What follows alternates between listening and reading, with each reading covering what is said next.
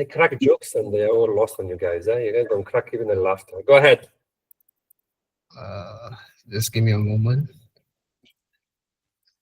Okay, so we'll carry on from last week. There was a bit of misunderstanding, so there were some extra slides that weren't supposed to be on the slides. So now I'll be going through some of the challenge part of part 5, challenge 0 part 5. So the first one is that we had to create a baseline predictor to basically just predict a movie rating based on some criteria. So this algorithm was pretty simple. Basically, it's just finding the user's average rating, and if the user doesn't have any average rating, it will go towards the movie's average rating. And if that isn't possible, you just go through the whole database for the global average rating. So you can see from the data that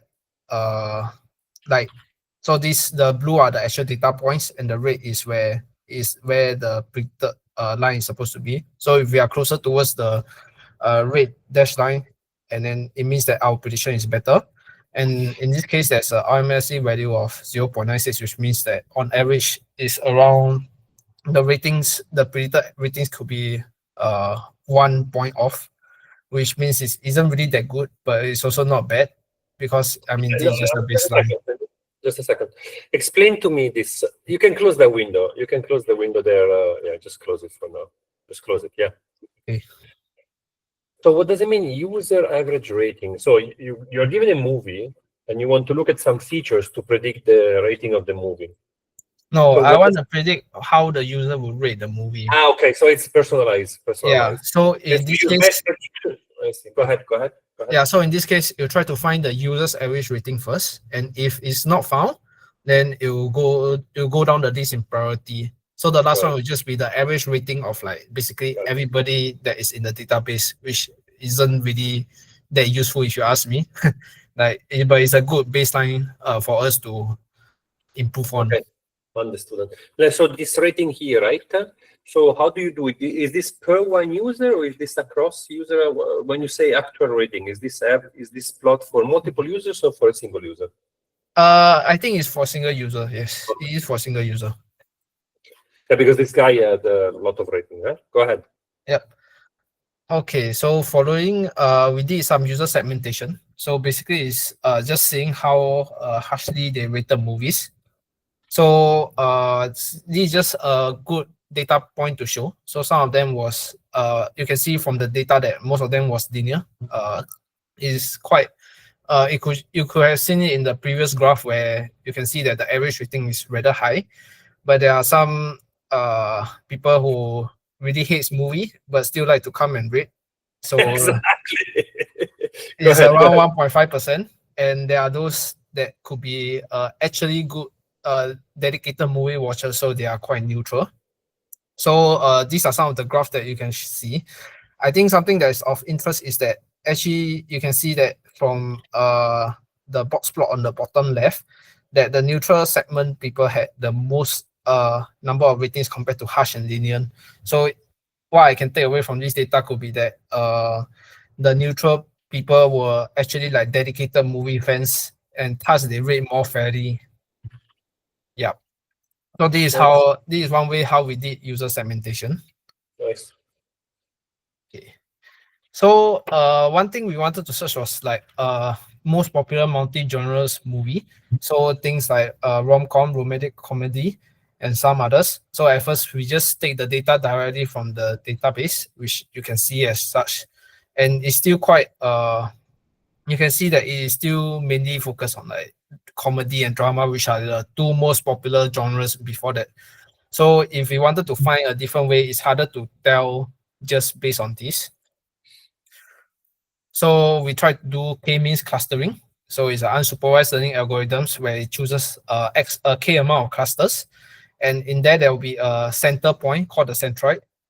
So how the algorithms work in this case is that we will pick in this case 5 clusters, and then after that we'll switch. So each movie will have one hot encoding for all their genres. So each genre will be a vector for the k-means clustering. So after that, we'll apply the algorithms where basically every movie gets assigned a centroid, and then the centroid, which is like the average point, will basically move according to where the movies are, and then it will repeat until it's stable. Let me ask you this. We're going to do this algorithm in class, right? Yeah. So no worries. Can you go back one slide? So which distance metric do you take, the average rating? Which distance do you take between movies? We use one hot encoding. So basically the distance will be just each like for example drama will be one vector, and then comedy will be another vector, and then we'll try to group them together.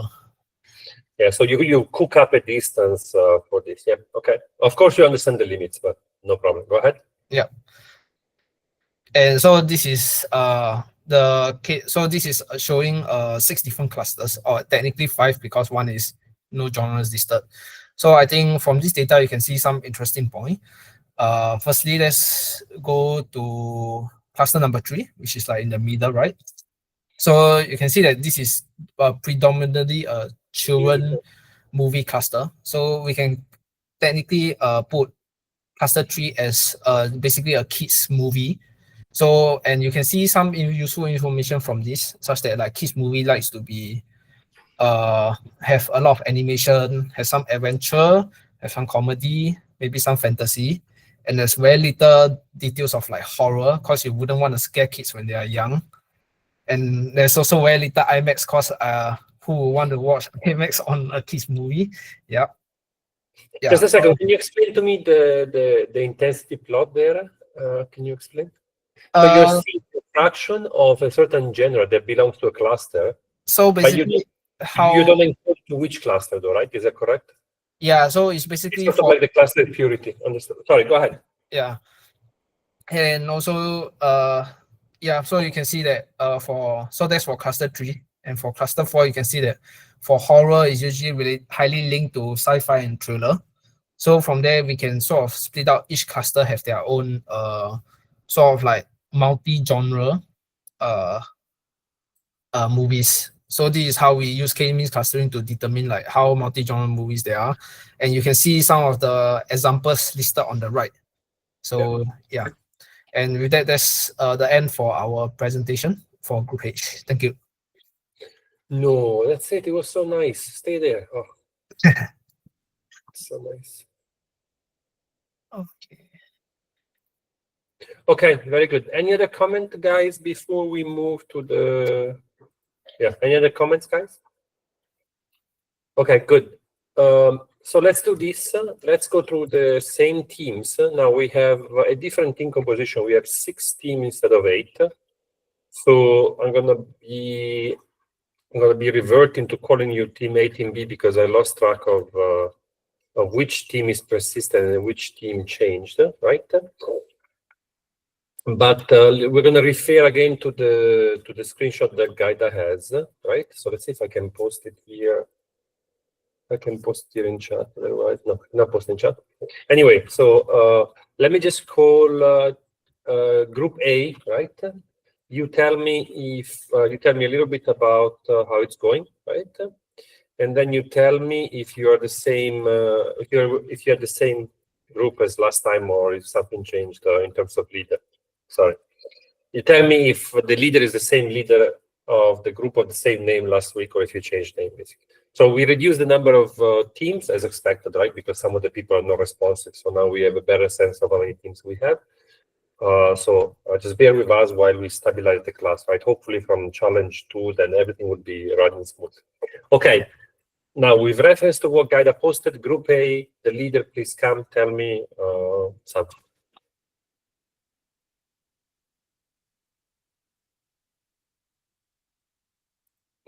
Yeah, this okay, go ahead, Group A. Go ahead. One moment. Okay, then I'm a Group A's leader. We have changed the leader. Okay. And one of the member have missing. Okay. The last one, and we've one done missing, right? One missing, 5 active, correct? Yes, correct. The last one have missing E11125111 that one. Okay, and we've done the first meeting before the class, and we've already assigned the tasks and discussed about who do the PowerPoint, who do the something like that. We already done that. In-person meeting or virtual meeting? Huh? Personal meeting. Wow, very nice. Okay. Okay. Okay. Anything else that you want to share? Not just like that. Okay. How is the challenge? Did you understand everything? Yeah, quite. Yeah, it's okay for us. Okay, so you're saying it's too easy? I should make it harder next time? That's what you're saying? Nope. My member was very good. Like they all read the challenge one's PDF before the meeting, and they all understanding about what it's talking. So our meeting was just very fast, about 15 minutes, and it's done. Everything's done. That's good. So it means that I did a good job writing the challenge. Hopefully. So how is your experience as a leader so far? Then it's an easy experience as a leader, right? Yeah. Okay, good. Very good. Okay, thank you. Thank you so much for Group A. Can Group B come tell me something?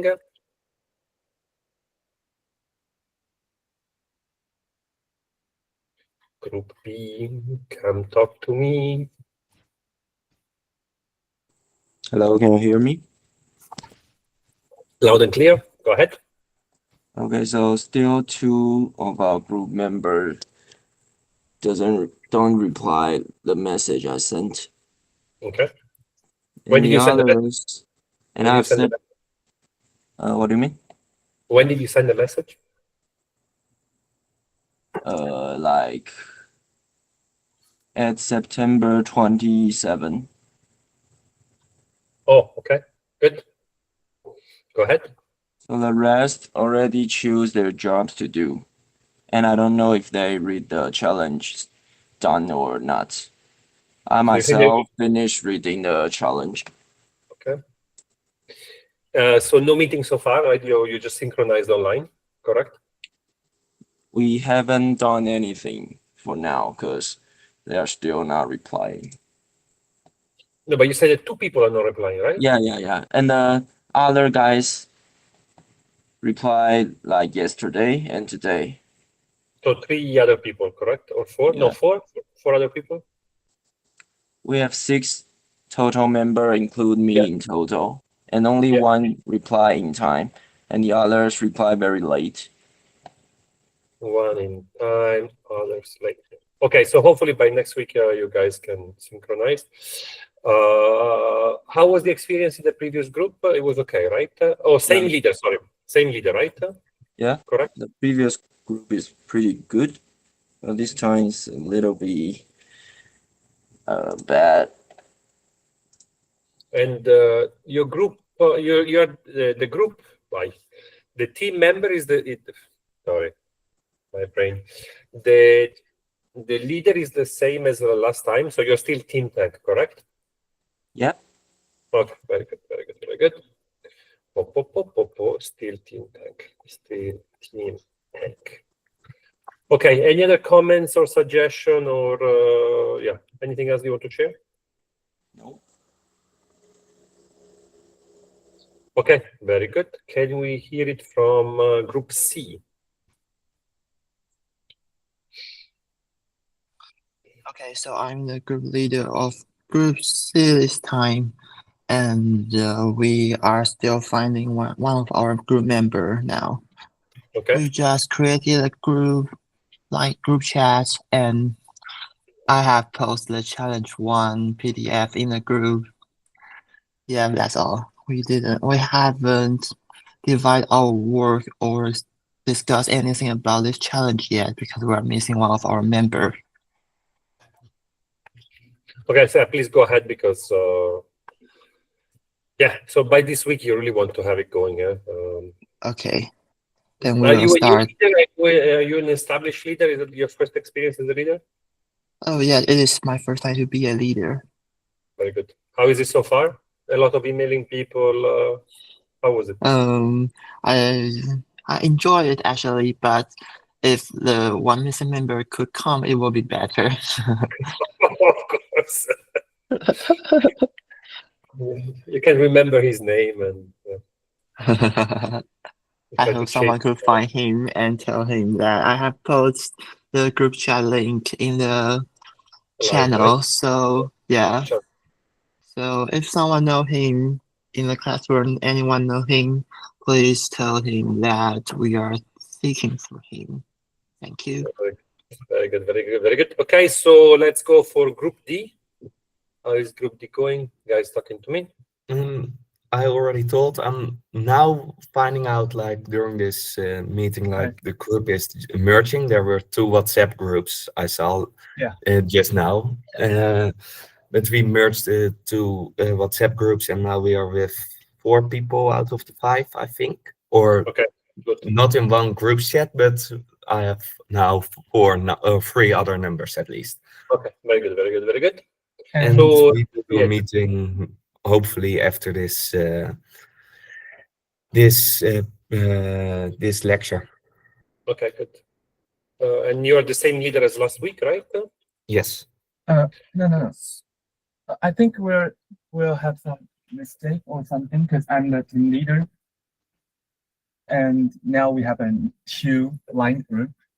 Yes. Understood. Yeah. Understood. We should check the list again. And Yes. I already work on the first model. I tried to work on the first model, but after checking the model, I think my complexity is too high, so I can't analyze the data like quite fill our requirements. But I think we can still discuss with our teammate to optimize the model. Yeah. So, Vigar, you see that we changed some of the leaders, right? Because there were more people that want to be leader than groups that we had. So I think you have been I'm joking, of course. You are now just a team member, and we have a new team leader. So that's why I think The declares. Yeah. But if things resolved, then I don't have to worry. Yeah? Go ahead. And if he wants to be a leader, I think we can let him to be the leader. It's okay. No. I think it was just a misunderstanding. I think it's good for everybody to try. If we have some diversity at the beginning, I think it's better. It's just a good experience, okay, guys? If we have more leaders than groups, it's fine. And then at some point, we will naturally converge on a solid set of leaders for the second part of the course. At the beginning, it's nice that we switch things back and forth. So you mentioned the complexity of the model. Let me check. Do you want to discuss a little bit? How did you write the model? What did you use? Do you want to tell me a little bit? Okay. Let me check my script. Let me stop sharing it.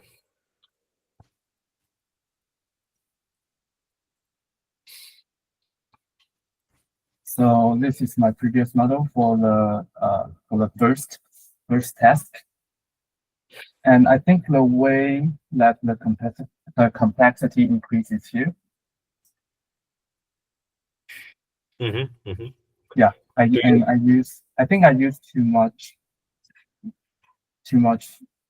loops to try to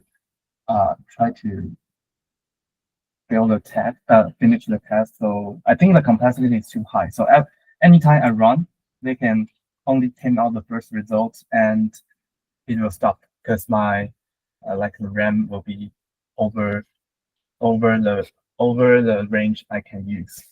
Yeah. But this I mean, it's a challenge, so I don't want to tell you too much.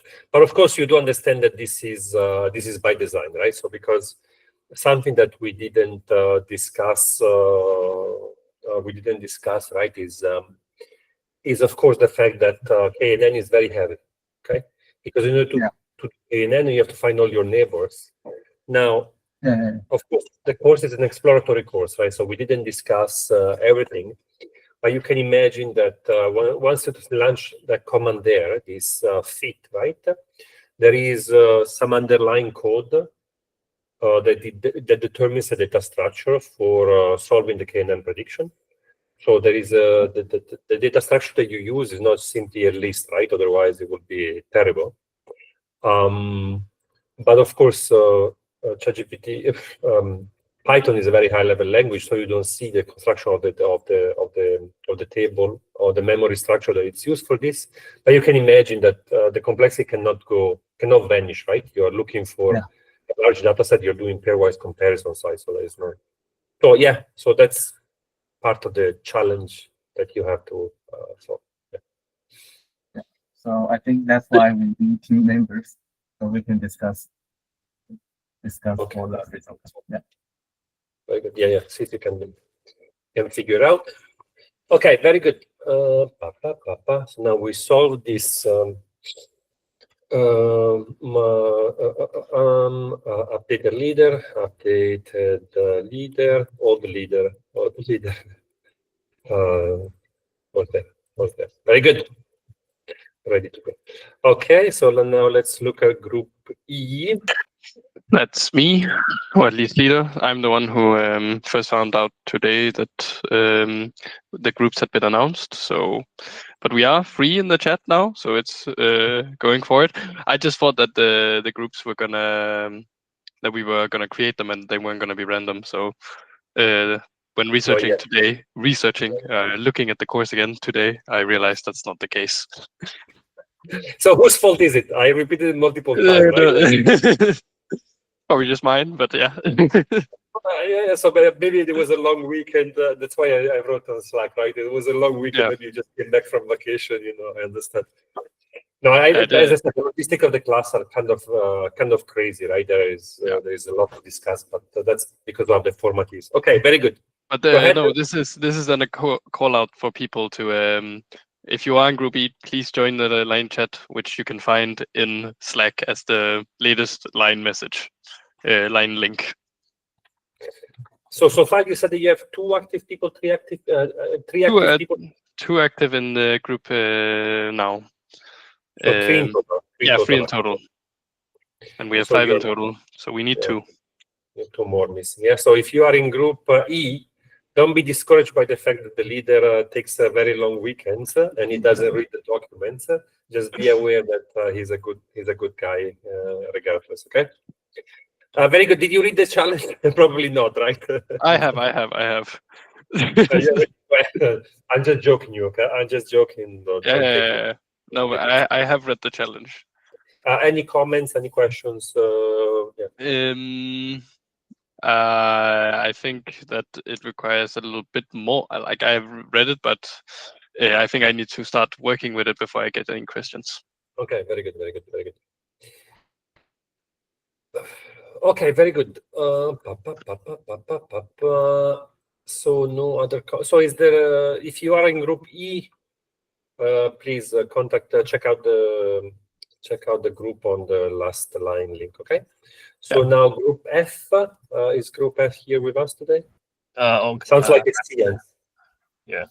Go ahead.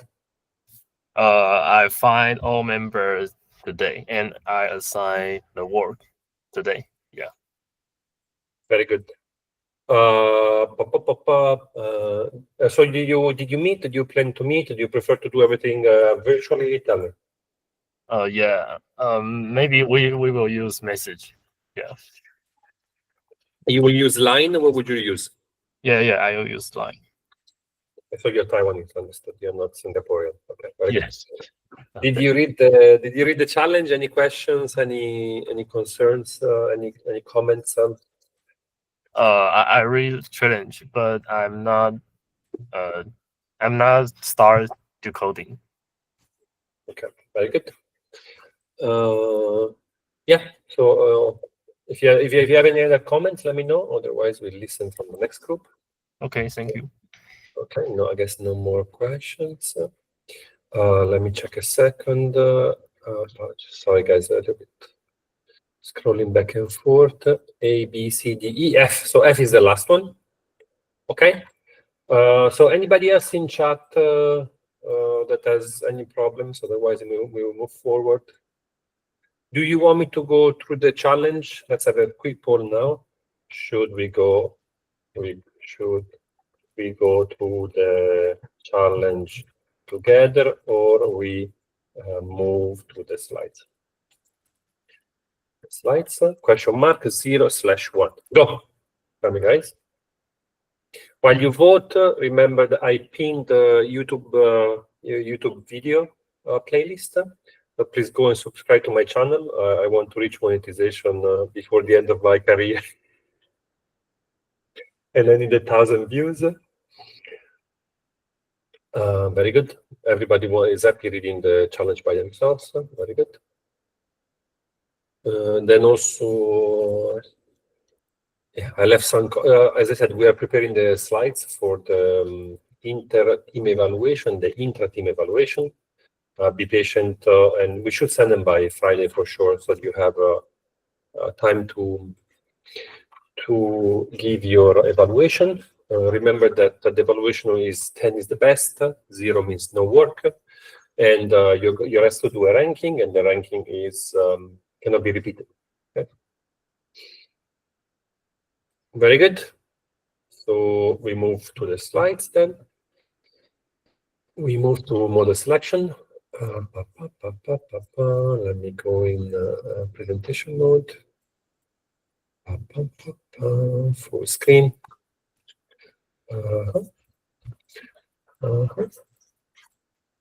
As I said last time, I was very happy with how the presentation went. I think you guys did well.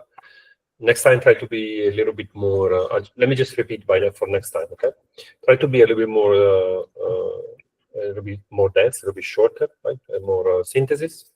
Make sure that everybody talks. For me, it's very important that everybody gets, let's say, an even portion of talking. And yeah, try to. I'm sure that you guys are going to do great next time. And remember that when you do the presentation, you're going to be one of 6 other groups. So basically, you want to make sure that you focus your presentation on the things that are unique to your group, something, let's say, some rabbit hole that you guys went down or some particular observation that you have. I think the last team was a good example, right? Because they had some questions that was their own questions, and they went down. They tried to validate their opinion about very harsh reviewers versus the neutral one. So in the context of of everybody presenting, it's very important to differentiate yourself from the others. Okay, very good. So we thank again our friends at Harvard. So now we are gonna work on model selection. So remember this slide, and we said that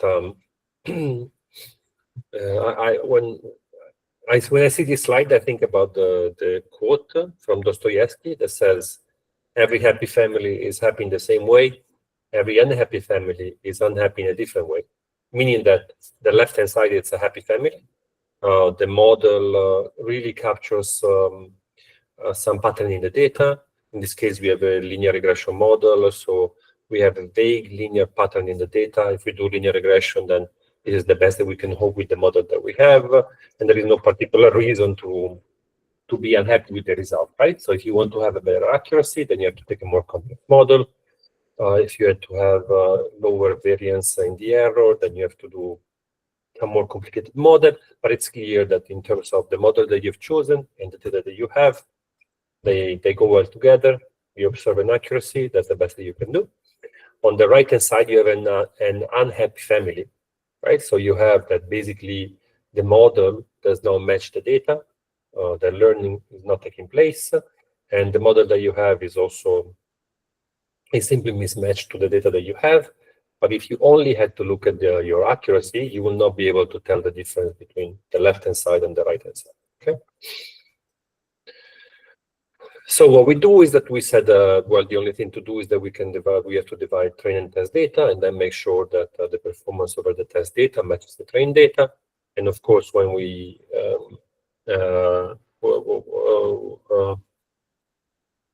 train beyond the point in which the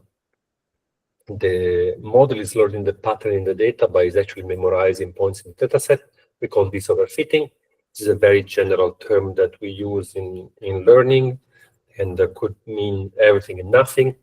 In this case, a good definition for this is that if you memorize the data instead of understanding it, then this is overfitting. And so the difference between the test error and the training error is what people would call a generalization error. meaning that you are making a mistake in generalizing the pattern and you're memorizing the data. And this introduces a new task that we have, which is model selection, which is we want to choose a model that generalizes the data best. So let's see. So we are given a family of models. Okay, so think about the KNN, or think about linear regression with added features such as polynomial terms and cross interaction terms. So you can generate a family of models that you can use for fitting. And for each of them, you have a certain complexity, which again, it's a general term by which we mean how complex is the model to evaluate. For example, how many interaction terms you have, how many polynomial terms you have. Let's abstract this as a complexity, let's say K. And what you do is that you can have you have all this pool of models that they all have different complexity, and you know that the more complex model is not the model that gives you the best performance, because more complex models are the one that overfit first. This is what we saw last time. So what we want to do is that we want to select among models of increasing complexity a model complexity that matches the data, so that the test training error matches the training error. Okay, good. So our goal is to avoid overfitting, and overfitting happens when you have too many predictors. One way to think about this is that you have too many degrees of freedom, and so the model learns to use these degrees of freedom to memorize elements in the data set. So if you reduce the degrees of freedom, you are forcing your model to learn the general behavior of the data, and this is what you would call a generalization error. So when do you run the risk of overfitting? For example, if you choose a polynomial model and the degree of the polynomial is too high, if you have interaction terms and you have too many interaction terms, if you have a linear model and you take too high of a dimensionality. And so the first thing that we saw is that we split the train test, the data set that we have, we split it in train data and test data. And we said that the rule of thumb is always 80% train, 20% test. You use the train for training and the test for testing, of course. And you check the difference between the two performances, and you want them to be the same. Now, let's say that we want to do model selection. So we want, let's say that we have a polynomial interpolation, and we want to choose the degree of the polynomial which is best to use for the data at hand. So then the question is as follows. We have a basic procedure, right? We have a basic learning model, which is polynomial regression. Then we have another problem, which is that we have to choose a hyperparameter. And after we choose the parameter, then we want to test what is the performance on the test set. So the question that you have is, in order to pick the hyperparameter, can I use my train set? And the answer is no, right? So in order to optimally choose the hyperparameter, you should also take some information which is not used during the training phase. So what are we doing here? We have to sacrifice again some of the goal that we have, right? Some of the data set that we have. We have to sacrifice to choose the hyperparameter. Okay, that's why I always tell you that hyperparameters are the enemy.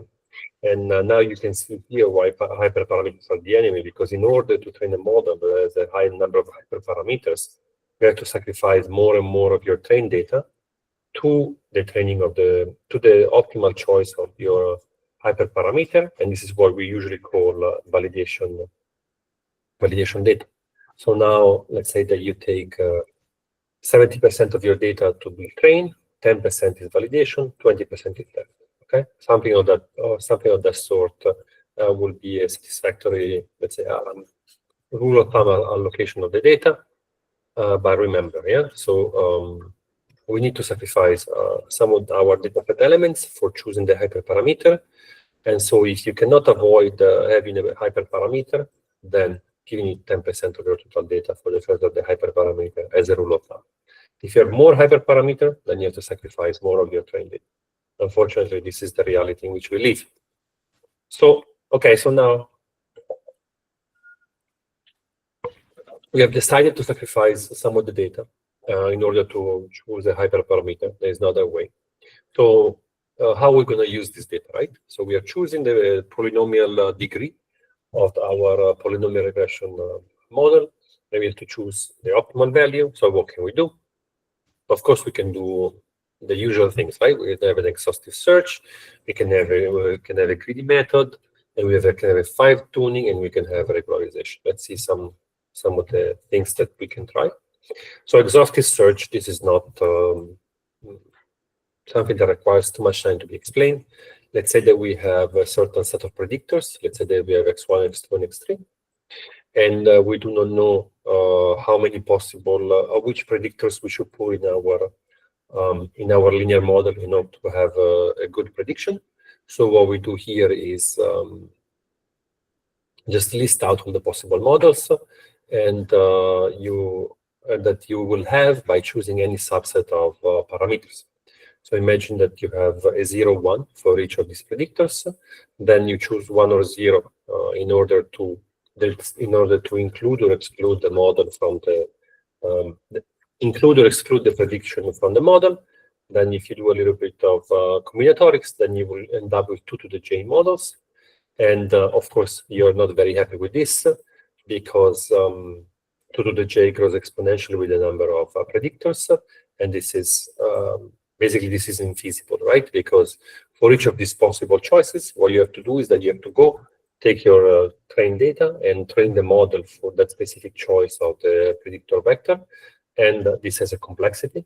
And so it's as if you multiply the training complexity by this 2 to the j, by this exponential, for this exponentially growing term.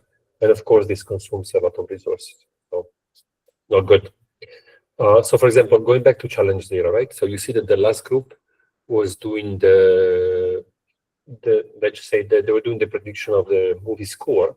And of course, you can take the genre, you can take the tags, you can take the length of the movie, you can take the year of the release. And that's why I was asking, for example, how do they encode the information about the genre? And they said that they do one-hot encoding. And this is what I was thinking, right? Because they have to choose a certain set of features to include. And in order to decide whether to include the feature or not, then you will have to go and check whether including that feature brings a benefit. But since you do one-hot encoding, you remember what we did, or how we discussed one-hot encoding, right? It means that if you have 10 genres, then you have 10 one-hot encoding of the information. So it means that here, right, for each of these possible models, you have to decide whether to include one genre of movie. And of course, 10 to the 10, 2 to the 10 is it's a lot of models to go and train in order to see what is the prediction. So very clear for you guys now that doing this is not very smart. Okay, so then you can have a greedy algorithm. Also, this is something that you can very well imagine. You choose a certain initial set of parameters, and then what you do is that you iteratively try to add a parameter to the model. You see what is the decrease in accuracy, then you will have some sort of threshold of improvement of performance, and this improvement will tell you whether you keep the feature or not. Once the decision is taken, you move to the next feature and you repeat. Okay, so very, very simply.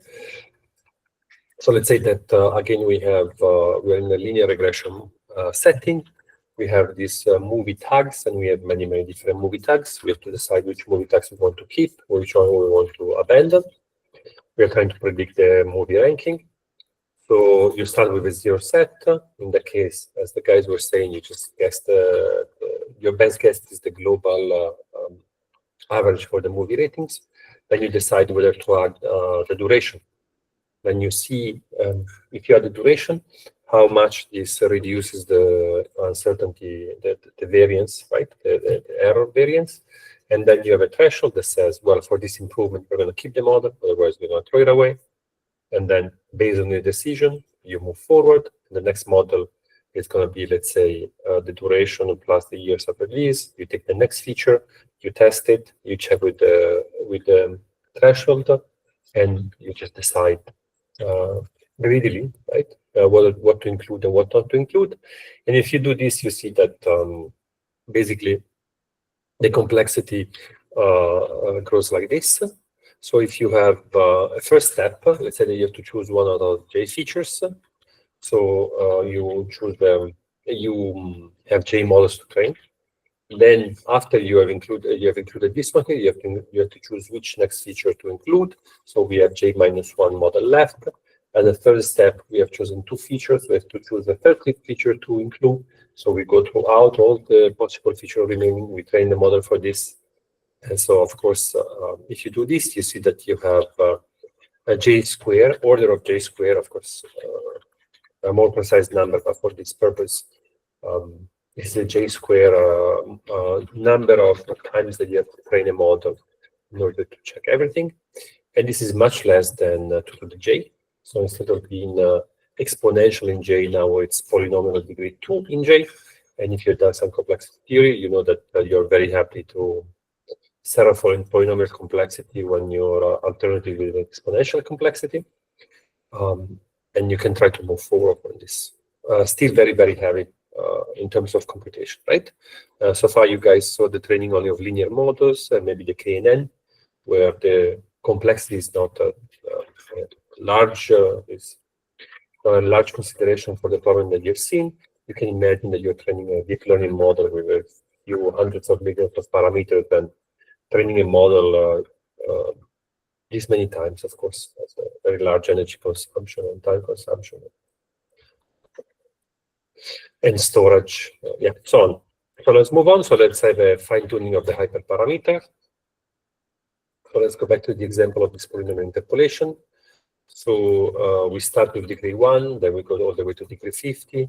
For degree 1, we are underfitting because there is a sort of conical behavior of the data that we don't capture with degree 1. Degree 2 is perfect. At degree 50, we are overfitting because we're using all the degrees of freedom to go and touch some specific elements in the data set. So what you want to do is as follows, right? You want to start with degree 1 and then keep increasing until you see the following happen. Keep increasing the degree of the polynomial until you see the following happen. And this figure here is the figure that in 50 years from now, you will still have to remember, okay? So y-axis is the MSE, so it's your loss. X-axis is the degree. And you have two curves. One is the training loss, the other one is the validation loss. So for each possible degree of the polynomial, you go and you have training loss versus validation loss. And what you will invariably see is that at the beginning, training and validation loss the same. Then you hit a sweet spot. You hit an elbow point in which all the models with a degree larger than the sweet spot, the training error will be much lower than the validation error, which means that the loss keeps decreasing on the training set because you are memorizing points in the data set, but you're no longer generalizing because the validation loss is no longer decreasing. Okay. So if you do a training and you're training and you plot the training loss and the validation loss and you see this, then you know exactly what to do because you have a very clear strategy in order to choose your hyperparameter and you don't have to worry about anything else. Of course, in real life, this rarely happens. Otherwise, you will not be taking this class and you guys will already be an expert in machine learning and data science. But basically, if you can get to this point, right, then you can imagine that this is a fine-tuning method of the degree. You heard the bell, so let's take 7 minutes, let's say 5-minute break. So I'll see you back at 14:15. We're going to change set of slides and go around, drink some water, walk a little bit, and then I'll be back in 5 minutes. Okay, guys? Any question you write in chat?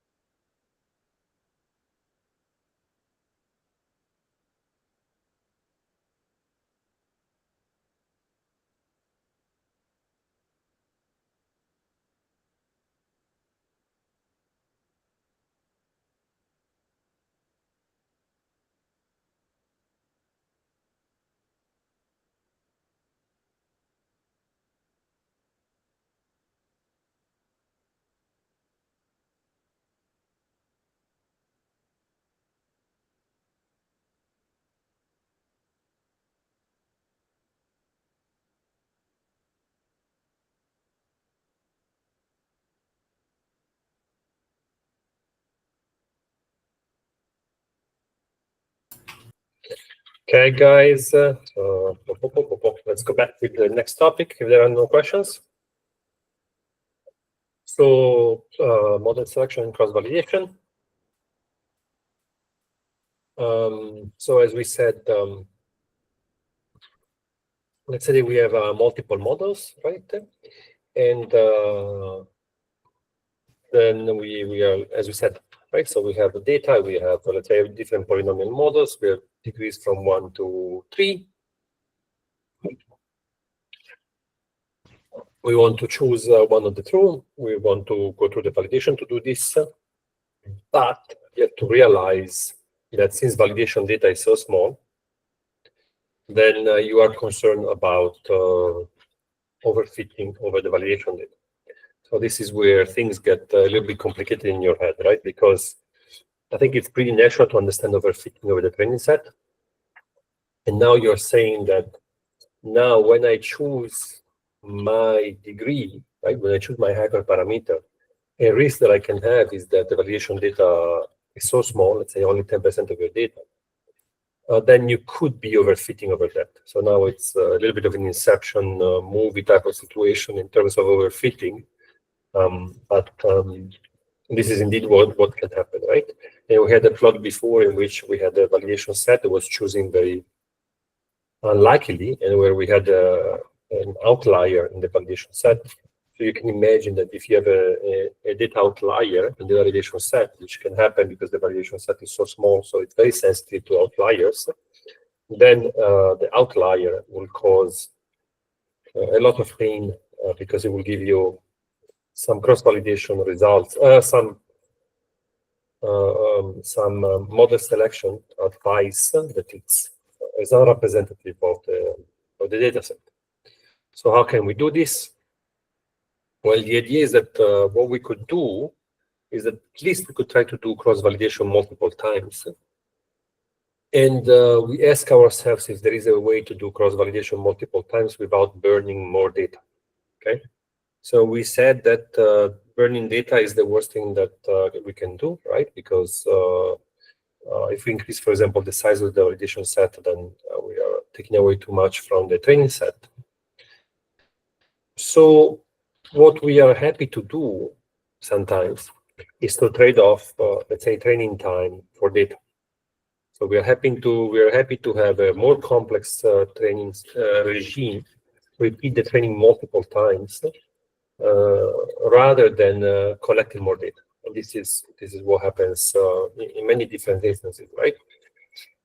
And so what we could do if we are happy with the trade-off of using more computation but not growing the number of data that we have, is that we could randomly split the training set into splitting the training set into training and validation, and we do it multiple times. And for each of these multiple times, then we repeat the training and we check the result of the model selection procedure. Let me do this, and you will understand it. So this, if you see this in Python, they call it folds, right? So the number of folds that you have. So the idea is as follows: we have a training set. We have to cut off a 10% in order to do cross-validation, in order to do model selection. So the 10% that we select, it's, let's say, the last 10% or the penultimate 10% or so on and so forth. So you see here that we always select a different portion of the data for the validation set. And the number of times we repeat this is the number of folds. In this case, we have k folds. And for each of these k folds, we repeat the model selection procedure. So we take the parameter, we change the parameter, we train over the training set, we collect the MSE, and we repeat this over k times. And after that, we have the performance for over k folds of validation. And this is what we take as our validation MSE. Okay? Procedure is clear, right? We have a training set. We want to take 10% away to choose one of the parameters. We want to do this multiple times over different random choices of the validation set, and then we want to average this result. Why? Because the validation set is so small, it's very sensitive to outlier, and so we want to remove this sensitivity to outlier. We don't want to remove the sensitivity by adding data, because collecting data is much more expensive than running computers. In some instances, in this instance. So what we do is that we do this procedure, which is called cross-validation. Okay, the price that we pay is that we are repeating the training k times for each of the possible choices of our model selection. So the price accumulates with the previous price for model selection, but we are happy to do that. Okay. Very good. So remember this mantra: train is to train the model, validation is to select, and test is to check the performance. And then we do cross-validation. It's as if you take k folds, right? It's clear why it's called the fold, right? Because if you have the train set and you fold it k times, then you have k different subsections, and then in each subsection you can assign this to be the validation set for one fold, and everything else is remained as the train. And you move this fold around. Once you have done that, you are computing many more model training than before, but you get k values of the MSE, and you take this as your average. Okay. Very simple statistical procedure, and yet very powerful, and also very modern in some sense, right? So it took a while for us to develop this. So you take data, you take the training data, you divide it in k uniformly sized chunks, then you repeat the procedure k times, which is choose the k index, the final test to be validation set, everything else is the training set, train over the remaining training set, test of the validation set, obtain an MSE for the parameter that you are trying to do model selection over, take the average, call this the final estimate of the loss function. Okay.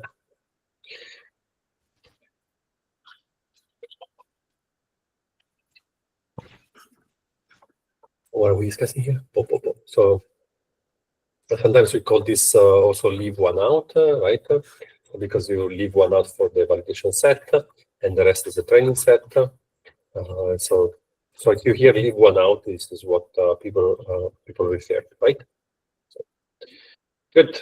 As we said, cross-validation is in PyTorch and sklearn, sorry. Still with the mentality of the deep learning one, right? So there is no PyTorch here. You just have sklearn.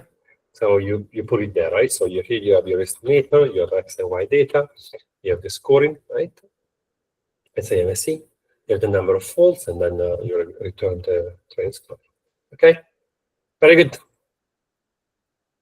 So the question is, how do you choose the number of validation folds? And this should be clear to you, right? Because for each fold, right, you are doing one more model training. So the number of folds that you want to choose is the number of hours that you're willing to wait for the validation score to come out, right? Very good. Any question on this? If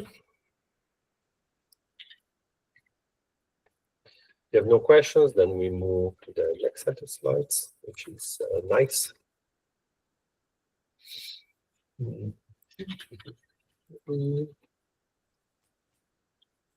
Screen.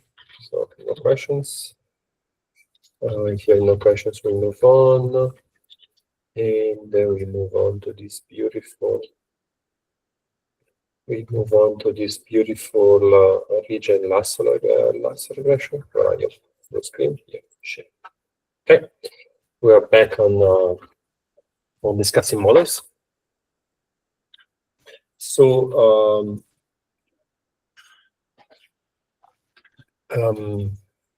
we're back discussing this, right? So the right-hand side we have one linear model, and the right-hand side we have one polynomial model with 10.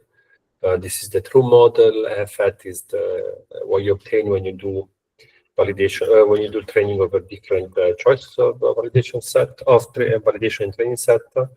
And so you see that what happens when you have overfitting is that every time you repeat the training, then the training changes a lot. The model changes a lot, right? So there is the idea that if you have the true model and you repeat the training, that your choice of the model is close to the true model, and you repeat the training over the different validation faults, the different cross-validation faults, then the model changes little from fault to fault, right? Because you're really capturing what is the data, and you are really generalizing the pattern in the data.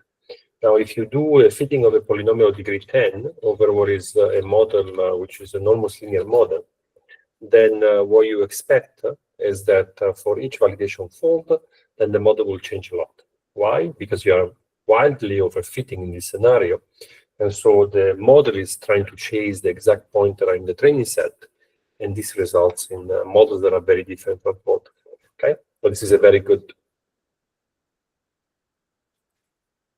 representation of what we're discussing now. Okay? Good. So in the left-hand side, we have the hiring plot that somebody of you already have in the last challenge, if I remember correctly, which I think I do, despite my age. And you see here that we have two parameters in the linear model, and we plot the distribution of this linear parameter over the different validation faults. Everything looks nice and easy because the variance is much smaller than the median, the range of the data, or the 90% percentile. So, however you represent the volume plot, then it's good. Now you do the same for the coefficients of the degree 10. So in this case, we have 10 different coefficients from B0 to B10. Here you represent again the volume plot for all the different coefficients, the different 10 coefficients. And then you see here that we have circled 10 to the power of 9, which is the value of the range, right, of the 90% percentile in this case, for the different parameters, and say it's clear that they vary widely, right? So very clearly, the picture on the left is a case in which we have a very poor fitting of the data. Okay. So when we were discussing the model selection, there was one line that I sort of skipped over because I wanted to come back to this, which is that we suspect overfitting when the coefficient values are too extreme, right? And this is because something as in the previous section occurs. And so the fact that you have very large values means that the model is very unstable. Of course, mostly when it comes to polynomial model, right? So smaller polynomial models are less subject to this issue. But it's clear that in general you want model weights to be small, so that the model, however it's implemented, has very little sensitivity to noise in the input. Okay. And so we can think of this, right? So what we want to do when we do these polynomial models is that we want to minimize the L2 error, which makes sense. But then we will be happy to trade off this minimization of the L2 loss to obtain some desirable property of the model. So this is something that might come as a shock at the beginning, right? Because in your mind, when you take the course, it's clear that you just want to minimize the loss. It's not clear to you why you will ever want to do anything else by minimizing the loss. But after the discussion about overfitting that we just had, I think it makes more sense to you that sometimes we want to discourage extreme values of the parameters. And how do we do this? By adding a component of the loss that does not depend on the model performance, but depends on the model weight. Okay, now we have this linear model. And for the love of the gods of engineering, we have decided to add a contribution to the loss, which either takes the square values of the weights or it takes the absolute value of the weights. Okay. The first one we'll call it robust regression. The second one we'll call it lasso regression. Now, how do you combine these two objectives? It will not come as a surprise to you that we always love simplicity over everything. So we just take the sum of the two. Okay. We say we want to combine the loss on the left with the loss on the right. So we just take the sum of the two. But since sometimes we want to choose the sensitivity of the two losses. Then we have the Lagrangian, or what we call also a regularization parameter, that controls the relative importance of the let's say MSE loss versus the regularization loss. And how do you choose about this lambda? Think of it as an exchange rate. Okay, so you have a model, you give it to the optimizer, and the model reduces the loss of, well, let's say, 1 unit at a time. And what you can choose is that how much a unit of L2 loss are worth a unit of regularization loss, meaning that if you add a reduction of a factor 1 of the MSE, how much would you value, right? A reduction in the regularization loss? Would you pay half a dollar? You will pay $10 for this regularization. So think of this as this lambda as an exchange rate that tells you how much a reduction in the MSE loss is worth to you in terms of regularization loss. Okay, so again, this is a hyperparameter, of course, and discussion regarding hyperparameters tend to be very delicate. So rule of thumb, 0.1, and then after you have some experience, then you form your own rule of thumb. But of course, lambda equal to 0 means that we don't give any weights to the regularization loss. So we say, oh, just minimize the MSE loss. And lambda equal to infinity, it's the other way around, in which we value the regularization loss over everything. So we disregard completely the MSE loss. And then this will result in a model that has weights all equal to 0, because you're minimizing the amplitude of the weights of the model. So when they are all equal to 0, then there is nothing else to minimize. How to determine lambda? Again, there is the discussion. Of course, since it's a hyperparameter, you will want to do this with cross-validation. Very good. So if we choose the absolute value, this is what we call the L1 norm, because we imagine this to be a norm of a Euclidean, of a Riemannian space of degree L. No problem. Otherwise, we call it the MSE loss. So in general, yeah, you will wonder, well, if you really have to take all of the parameters, or can you skip the bias, since the bias just determines the shift? Yeah, you can take the version in which you skip the bias for the L1 loss, no problem. Okay, so what people do is that they call this regression a lasso regression. And this is the problem in which you minimize the L2 loss plus lambda, the L1 loss. And of course, you can also take a version which is called the ridge regression, where you minimize the square of the coefficients. In this case, you put the power 2, and also in this case, you can skip the coefficient 0 of the regression. Okay. Again, you don't need to regularize the bias. The simply is not connected to the prediction. Okay, no problem. So if you did some good linear algebra, right, or some nice calculus class, then or even some optimization class, you will know that this problem, right, can also be solved in closed form, and you will see this form as your solution, right? So you have x transpose x plus lambda I to the -1, x transpose 1. Okay, so you should understand what happens to the eigenvalues of a matrix M once you add lambda times I. And this corresponds to a shift of all the eigenvalues away from 0. And then you should understand what is the value of having a coefficient which is at most lambda I away from 0 in your matrix inverse. But the mission, the overall message that we have goes back to the discussion that we were having regarding the pseudo inverse, and it's interpreted as follows. Okay, X transpose X by properties of the matrices is going to be a symmetric matrix. So the eigenvalues are all going to be positive, right? And this lambda times I will shift the eigenvalues away from 0 of a quantity lambda. Okay? So that when we do the inverse, we are controlling the magnitude of the smallest eigenvalues of this object. And what we said when we were discussing linear regression, we said, well, even if the solution is in closed form, don't be fooled, because the issue that you still have is that you have eigenvalues which are very close to 0.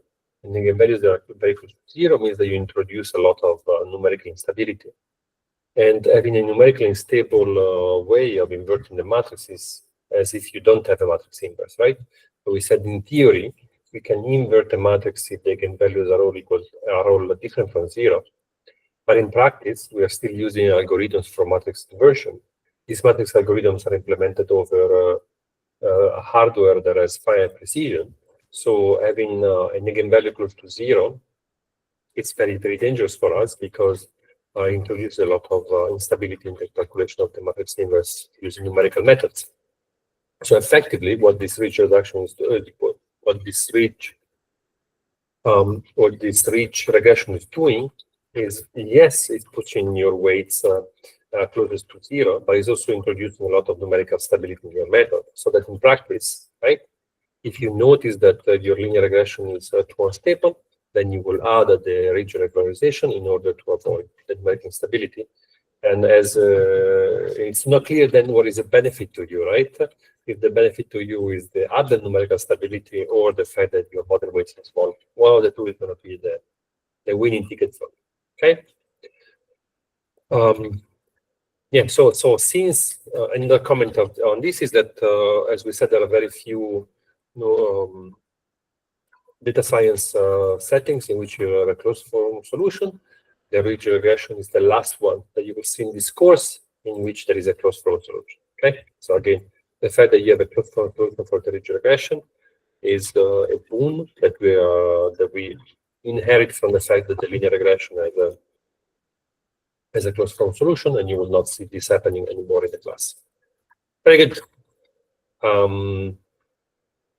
Yeah, so the procedure to train on the ridge regression is basically same as MSC, right? And you want to choose, for example, in this particular slide, what we're doing is that we are using cross-validation to choose the value of lambda, the best value of the best value of the hyperparameter lambda. And it's clear that we want to, the objective is clear. Yeah, good. So let's see what happens here. No, wait. Let's see a step-by-step case. I think this is okay. Yeah, so you can do this by yourself. But the idea is that we're doing a regionalization with a different number of folds, and we want to see what is the effect of the regularization on the different folds. So you see here that even if we take a degree of a polynomial degree 10, right, and we do 5-fold validation, right, and then we are not overfitting, right? Because basically we are forcing all the weights to be close to 0. So the model, in a sense, self-regularizes, right? So in a sense, the regularization, what it does is that it pushes the value of the higher order degree coefficients to be close to 0. And when this happens, basically it's as if you deactivate the higher order. So it's as if the regularization is turning off the higher degree order for the polynomial, and we do not observe models with very large weights that are trying to chase the different entry in the data set that we have, right? So compare this with the previous image where the weights are very crazy. You can see that the things are much better for you. Okay, good. So this is also done. Let me pick the next set of slides.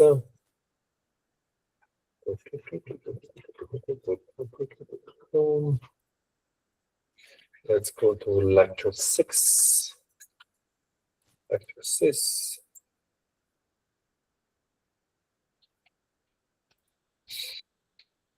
This beautiful comparison between we have this, we have this.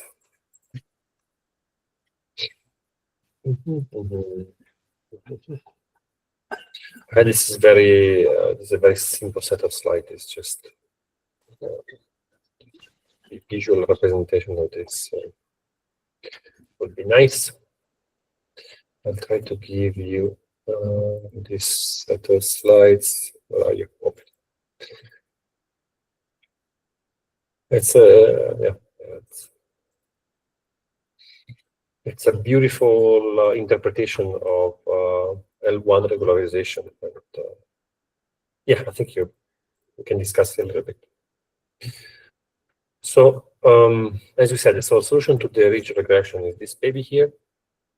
But what about lasso? We said no more closed form solution. So lasso, it's analytical. Okay, so the issue is that the L1 norm, right? When you the L1 norm, when you get to the origin, has no derivative. So no convenient way to do SGD over this, right? Because you don't have an exact derivative. What you can do is that you can also do subdifferentiation. So what you can do is that you can loosen your definition of gradient from the definition of gradient that you guys have seen for beautiful continuous function, and you can you can say that the derivative of a function is whatever whatever set is supporting the curve at a certain point. We don't have to go into this, but it makes sense, right? So if you're here, you can say that any plane that doesn't cross the function is a supporting hyperplane. So you can say that your derivative now, instead of being a point, is a set. And when the function is continued, this set just becomes a point. If the function is continued, then it remains a set. Anyway, so you can extend the definition of derivation to include L0, L1 norm, but still, you know, it's the problem remains that you don't have a clear algorithm, a clear gradient descent algorithm for doing this. Let's not get stuck. But basically, you just have a numerical solution for L1 norm minimization, and when you run the algorithms are very nice, very efficient. And then somebody will tell you, oh, you know, we like L1 norm because it's a proxy for L0 norm. Okay? So L0 norm, if you do a couple of calculations, so if you remember some previous course, L0 norm counts the number of non-zero elements in a vector. So L0 norm, people like it because it promotes sparsity, meaning that you are choosing a solution that has the most number of zero in your solution vector. And zeros are very nice because if we see a zero in a linear model, then we know that we can drop completely the feature.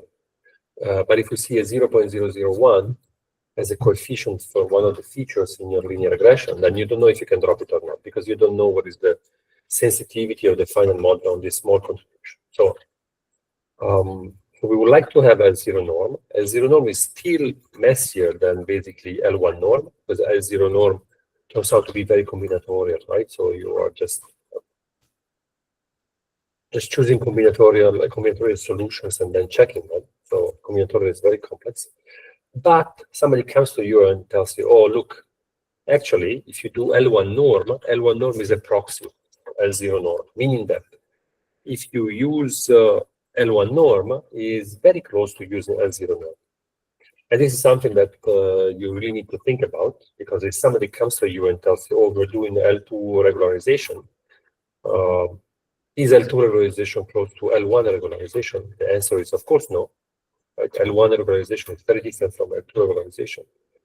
But it is true that L1 regularization is very close to L0 regularization, and I'm going to try to argue this in the next slide. Okay, be ready, because it's a beautiful slide, and I want you to remember it. So try to clean your eyes for the beauty that is coming. And this is a messy slide. I'm going to explain to you what happens. Okay, so this is the L1 norm unit sphere. Okay, so you know that if you take the L2 norm, then your unit sphere is a nice, beautiful ball. Okay, so I call it, I don't call it a diamond shape, I call it a unit sphere, because I'm not thinking in 2 dimension, I'm thinking in very high dimension. So in very high dimension, this object remains what it is, right? So when you have the L1 norm, the extremes of the L1 norm are the vectors of the form 0, 0, 0, 1, 0, 1, 0, 0, 0, 0, whatever. A vector with only a 1 position will be a corner of the hypersphere in the L1 norm. Okay, the L0 norm will have an exact cross, right? Meaning that you will not have these intermediate values in the L1 norm, in the L0 norm, but you do have them in the L1 norm. Okay, but the difference between the L1 norm and the L0 norm is that the corner points are the same, which are the same for every unit norm, but you will not have these arms, you will have a cross. Okay, good.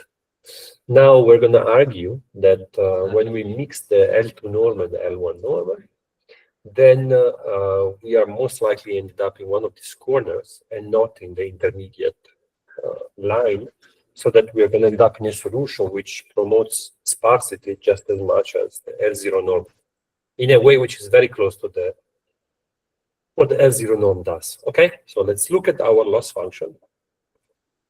In our loss function, we have this L2 norm and this lambda and the L1 norm. And what we're doing is that we are minimizing this lasso norm. So as we said, this lambda corresponds to an exchange, sort of an exchange rate. So we are choosing that all the points, right, that all the model coefficients that sum up to the same value C, right, they are equally good for our exchange rate, right? So if we choose any of the points on this diamond, on this hypersphere in L1 norm, then they will all give the same contribution to our loss, right, which will be this number C. Very good. Then we look at the other contribution of the loss, which is the L2 part. Now the L2 part, these are linear models, right? So we are in higher dimension. So these are ellipses, right? These are hyperellipses, right? So meaning that as beta changes, right, we are looking at an ellipsis that we are traversing, right? Because if we fix our budget D, then one of these ellipses will correspond to this term being equal to a loss D. Okay, good. This should be clear to you. And so I know that you don't believe me that y minus bx to the square is an ellipsis for a higher dimension, but at least for 2 dimension, you should remember that the formula of the ellipsis is this one, right? So we will have, for example, I'll just spell it out so that it's super clear for you, right? So let's say that we have 2 dimensions, so our n is equal to 2. We will have y1 minus y0 minus b0 times x0 square plus y1 minus b1 x1 square. So then you will explode the 2 squares to get the 2 double product, and then you will have y1 square plus y2 square, x1 square plus x2 square, and you will recognize the equation of an ellipsis. Good. So just imagine that in higher dimension, this object is still something like this, right? It's a sort of smooth, conical looking shape. Okay, good. Now imagine that you're doing this, right? You're minimizing the loss. So now imagine what is the points in which the summation of this loss and the summation of this loss meet. Okay, so because you want this object to be equal to C, this object to be equal to D, so that the summation of the loss is equal to C plus D. And in a sense, you have equated the 2 terms. Now, it will not be hard for you to believe that as you intersect them, right, what is happening is that this object, right, will end up in one of the corners here, right? Because I don't have animations, right? But you can imagine, right, that you are putting them together and finding where they intersect, right? And you will see that it will be easier for you to find the intersection to be one of the corner points, right? Because if you were not in the corner points, either you could decrease D or decrease C so that you end up in one of the corner points. Again, not super clear as I explained to you, so we move on with the slides, okay?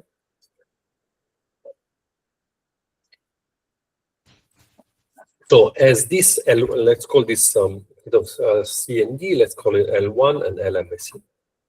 So you see that in this object, right, you are trying to go toward the center, of course, and all the points that lie into this contour plot, they have the same value for you.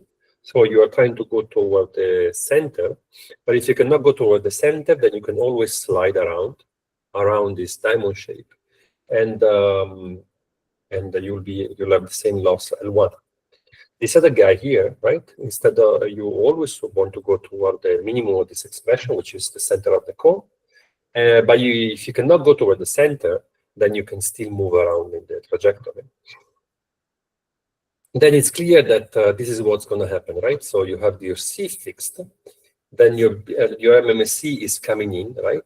So, for example, let's say that you are in one of these points here. So it's clear that in order for you to minimize the MSC loss, you want to go in this direction, and you want to go in this direction.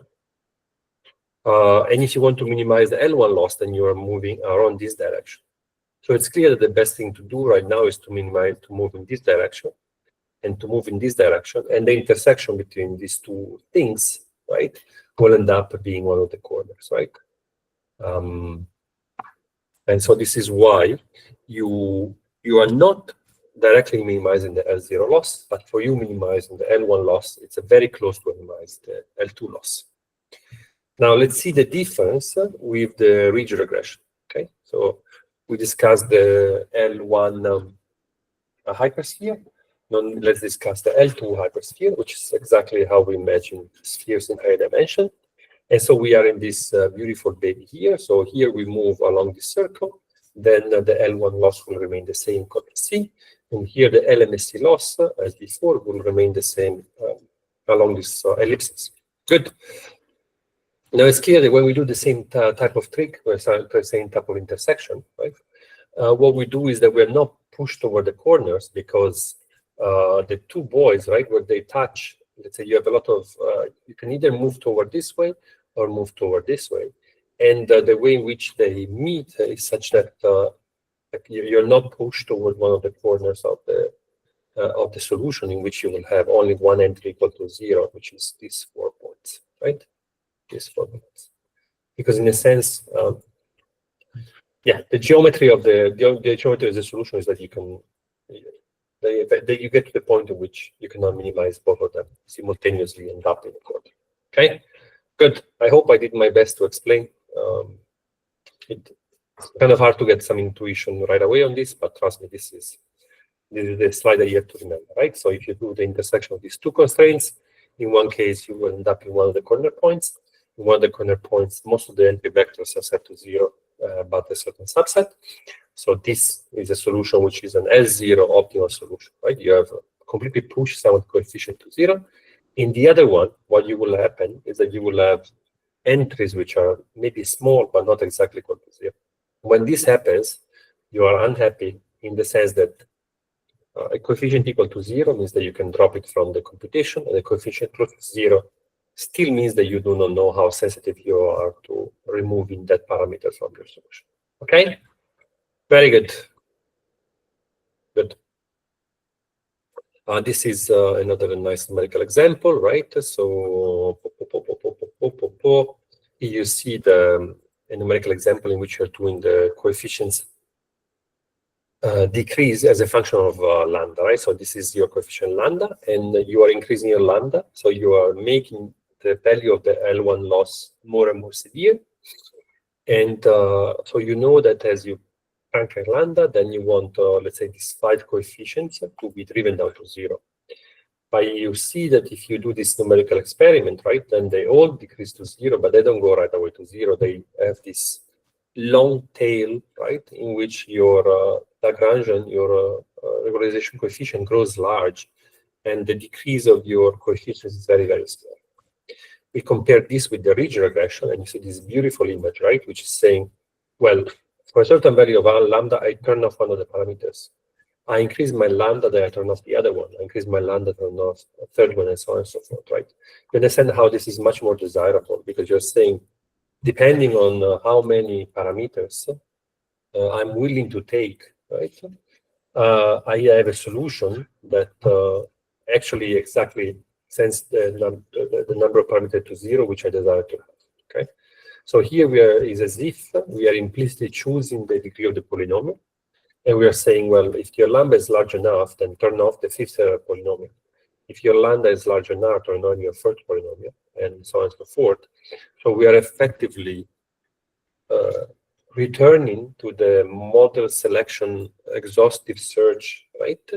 But we are not obtaining these training multiple models, right? But we are choosing a hyperparameter lambda, and we are seeing them being turned off depending on how we choose the magnitude of lambda. Okay, beautiful, beautiful, beautiful. Okay, good. So the key word here is the word sparse, right? So it's an English word that is not as in used by the regular folks as it's used by the machine learning folks. Machine learning folks, they love the term sparse because it means that you have to consider fewer entries to your model, fewer computational models, and so on and so forth. So this is better than stepwise selection of the parameters because, in a sense, the model is self-regularizing. Okay? Good, very beautiful. I hope I did a good job. Any questions so far? Otherwise, we move on with the classes. We can do class 7.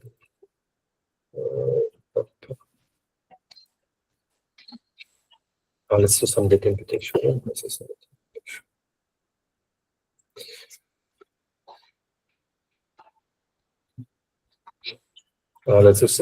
data imputation. Yeah. So we have plus 20 minutes of class. We try to keep it a little bit light. So the discussion on data imputation should be pretty light. I should fill in our last 20 minutes together.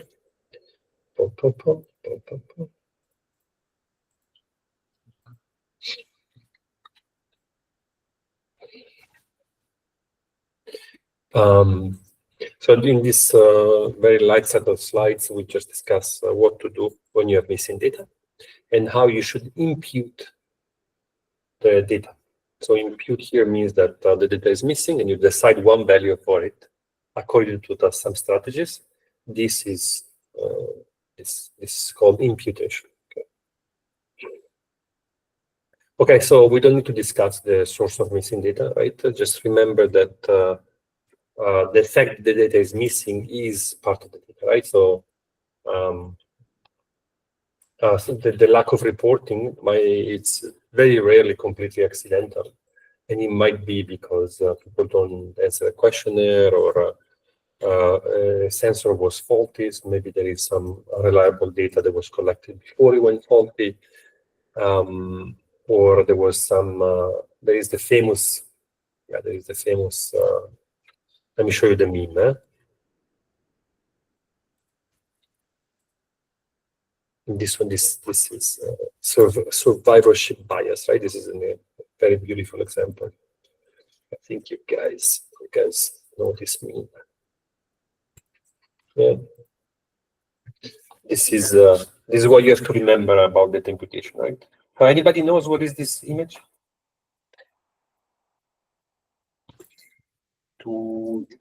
Yeah, but why is it significant? Why is it significant to our discussion? Come on, come talk to me. I've been talking to myself for like an hour and a half. Isn't it the bullet holes that people spotted where planes were shot down, but it's from the surviving planes? So when they decided to reinforce those parts, it had no effect because it was the planes where they were. It was where they were not found shot that actually were the place where you should reinforce instead. It's very badly explained, but. Good. So like then going back to our example, right? The fact that we don't have data, right? It's because it's because maybe there is a reason why the data is missing, right? It's because everybody else was shut down, right? So if you infer something from the model by the survivors, then you're not inferring something useful. Okay, good. Very good that we have this this meme in mind all together. Okay, let's move forward a little bit. So let's see. First thing that we take are these values, let's say x1 to x2. Then we want to fill in the missing data because we do not know how the model will respond to missing data. Okay, so in general, if the missing data is a none or is an infinity or is a zero, you cannot leave this to chance, right? Because especially when you are a very, very high level programming with Python, you don't know how the different modules that you didn't write and could change month to month will respond to a zero instead of an infinite, instead of a none. Okay, so you cannot leave the data as is without deciding a strategy for imputation. So first thing to do is to have an indicator variable, for example, and says this is the data that I have, and this is the missing data. So this would be two binary vectors. And then you fill in, for example, the missing data with a zero. This is the first thing to do when you receive, let's say if you're collecting data and you want to avoid any growing pain with your missing data, okay? So first thing you do an indicator variable. Of course, this comes at a cost because this is a binary vector which is the same size as the data, so you're using one extra bit for each of the features that you have. But there is no better strategy. And then the source of missing data can lead to major types of missingness, right? So you have this missing completely at random MCAR. Okay, this is a complete fluke. Let's say there was a muon that was coming from some other galaxy, right? There is a cosmic ray that hits the memory of the computer where you're collecting the data, and by complete chance, the data is missing. Good. Of course, as we said, not very likely as a situation, since it's a cosmic ray. So then there is missing at random, okay? So this is the probability of the missing in the variable depends only on the available information, okay? So you have collected the data, right? And the data that you have will predict what is the likelihood of this missing. Okay? So let's say that, for example, you have some weather sensors, and you have that if the temperature is too high, then the temperature sensor will fluke out and you will not be able to read it. And this is the case of the missing at random. And then there is the missing not at random, which is the probability of missingness depends on the information that has not been recorded. And this information also predicts the missing values. Let's do, try to stay away from some political considerations, right? But let's not do that. Let's say that you're, no, I meant to say, let me give an example and try to stay away from trouble, but give you an example, give you a relevant example without getting too much trouble. Let's say that you're doing a census, right?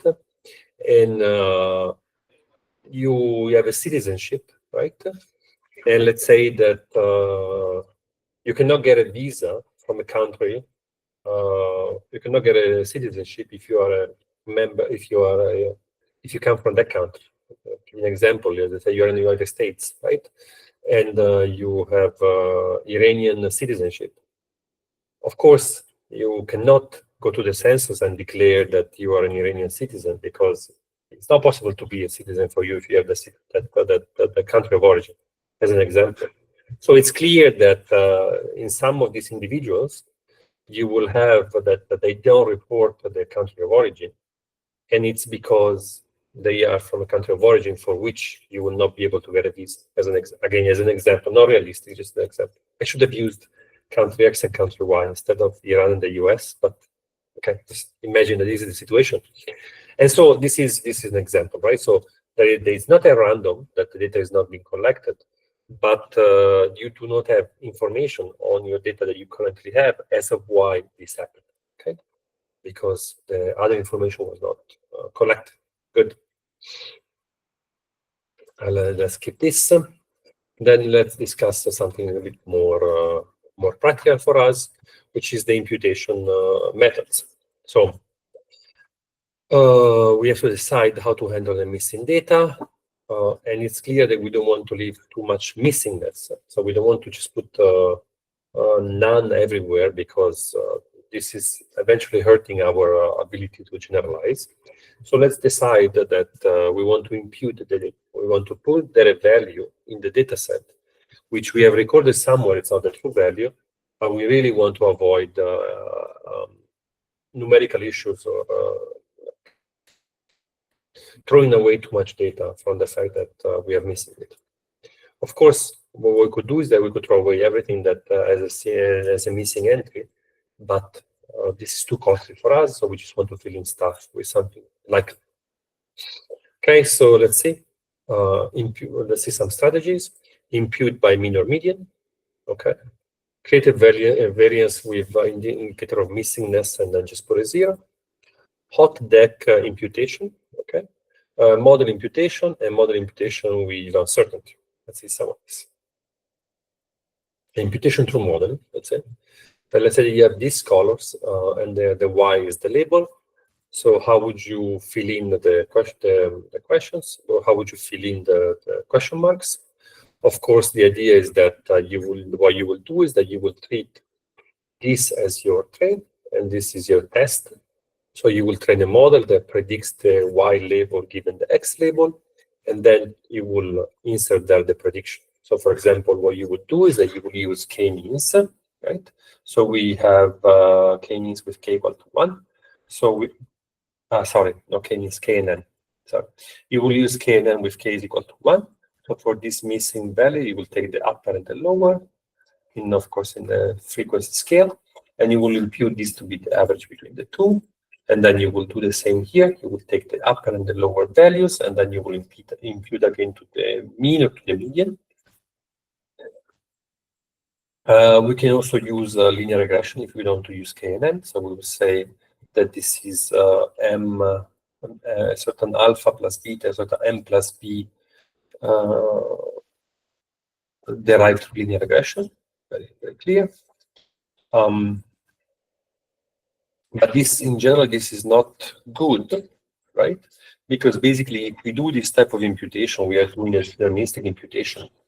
And this might introduce some collinearity, some deterministic dependencies in the model that then comes back and kick us in the teeth later on when we try to build some other downstream task over this imputed data, okay?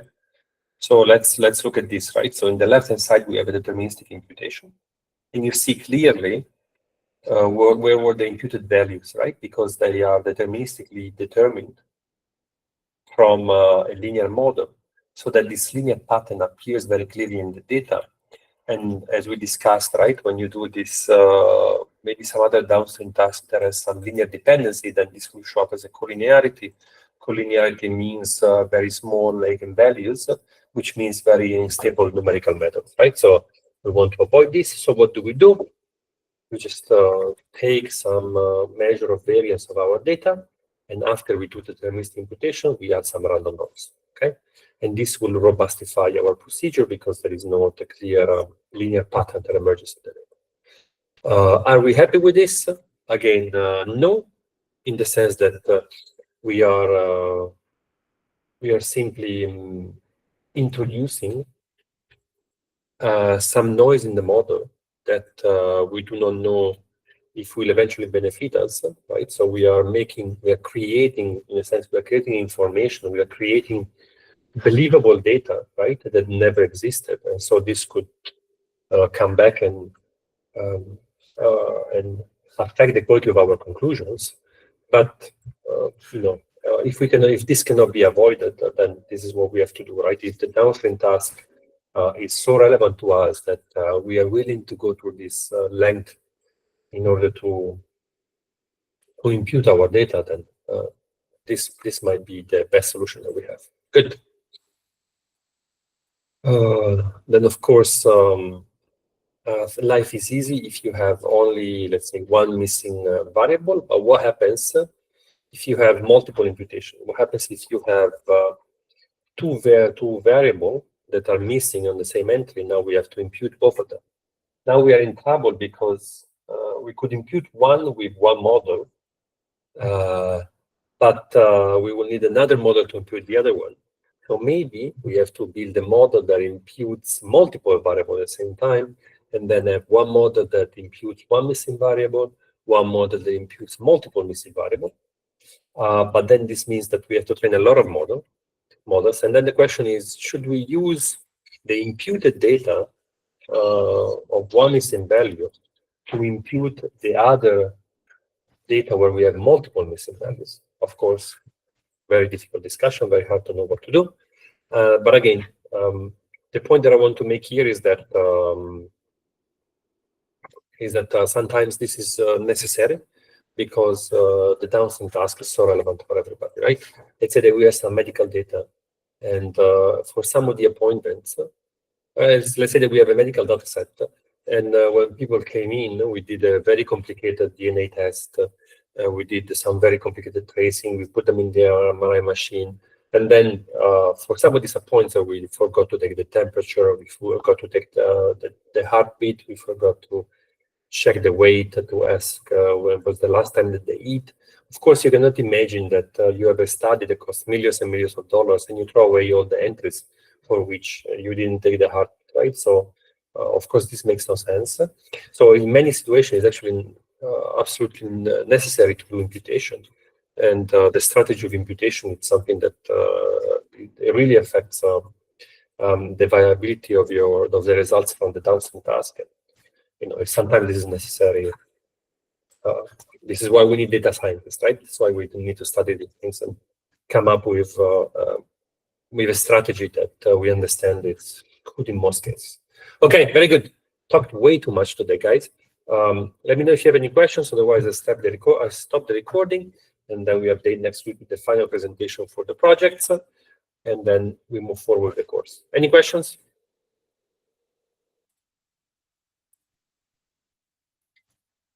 The answer is no. We stop the recording. We say hi to ourselves in the future, and then I'll be here if you have any questions, and otherwise we'll see each other next week.